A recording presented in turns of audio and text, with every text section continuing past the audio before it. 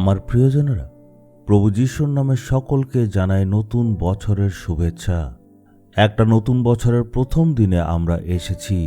এই নতুন বছরে যাতে ঈশ্বর আপনাদের প্রচুর আশীর্বাদ করে আর যাতে আপনার অনেক সমৃদ্ধ হয়, তার জন্য আজকে আমি প্রার্থনা করছি। এই বছরে যাতে ঈশ্বর আপনার জীবনে অনেক অলৌকিক কাজ করেন, তার জন্য আজকে আমি প্রার্থনা করছি। এখানে আপনারা একটা ঈগল পাখি দেখতে পাচ্ছেন, তার নিচেই আমি বসে আছি। এখানে একটা পদ লেখা আছে, যিশায়া 40 অধ্যায়ের 31। যারা সদাপ্রভুর উপর প্রত্যাশা রাখে তারা ঈগল পাখির মতোই ডানা মেলবে।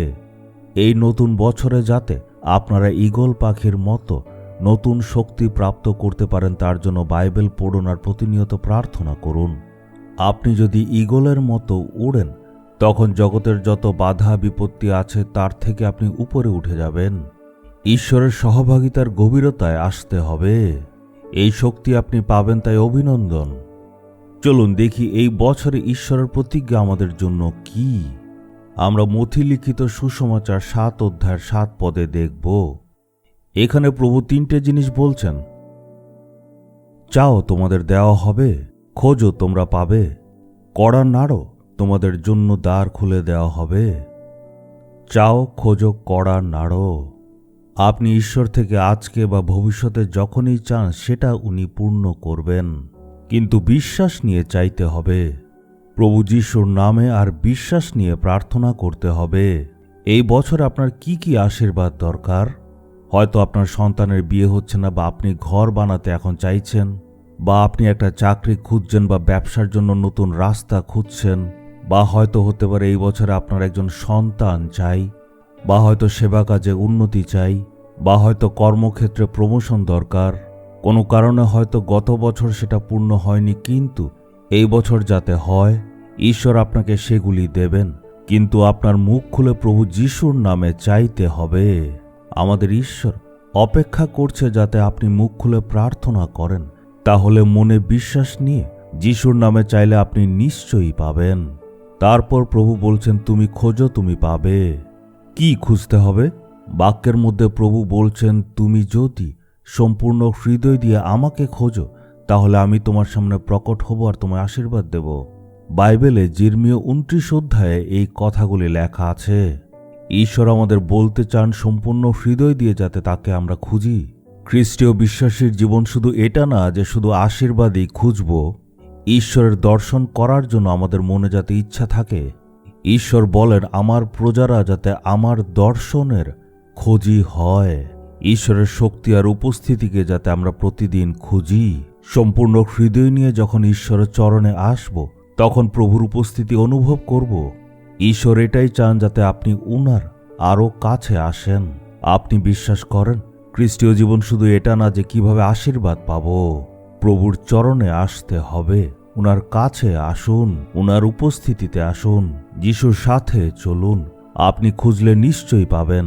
সম্পূর্ণ হৃদয় দিয়ে খুঁজতে হবে। তারপর কড়া নাড়ো, দ্বার খুলে দেওয়া হবে। এইখানে বলছে যাতে কড়া নাড়ি। একই বিষয়টা প্রার্থনার ব্যাপারে বলা হয়েছিল। লুক লিখিত সুসমাচারে এমন একটা দৃষ্টান্তের ব্যাপারেই বলা হয়েছে।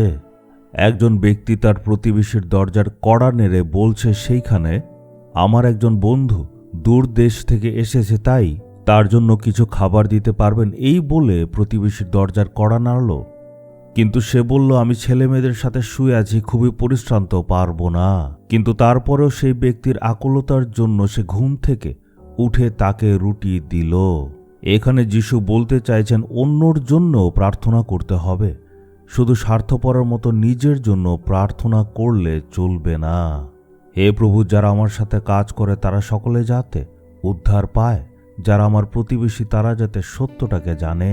আমার যত বন্ধুবান্ধব আছে, সহপাঠী আছে, তারা সকলে যাতে প্রভু যিশুকে জানে। অন্যর জন্য প্রভুর দরজায় কড়া নাড়তে হবে, এটাই প্রভু চান।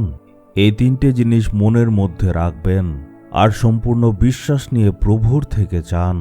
সম্পূর্ণ আকুলতার সহিত প্রভুর কাছে আসুন আর বিশ্বাস নিয়ে চান।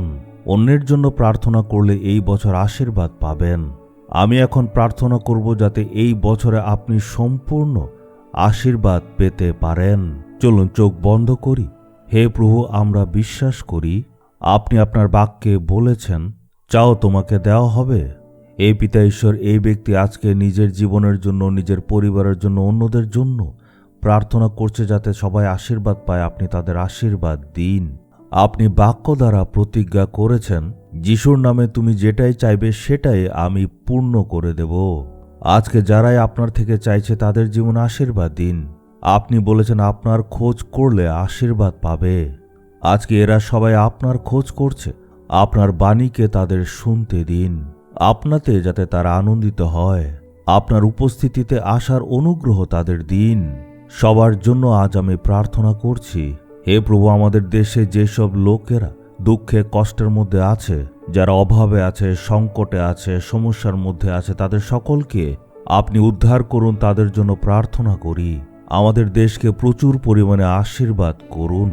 প্রভু যীশু খ্রিস্টের নামে এই প্রার্থনা চাইলাম। Amen, amen. Jesus redeems Bengali YouTube চ্যানেলটি সাবস্ক্রাইব করুন, বেল আইকনটি ক্লিক করুন আমাদের প্রতিদিনের নতুন প্রোগ্রাম সম্পর্কে আপডেট পেতে।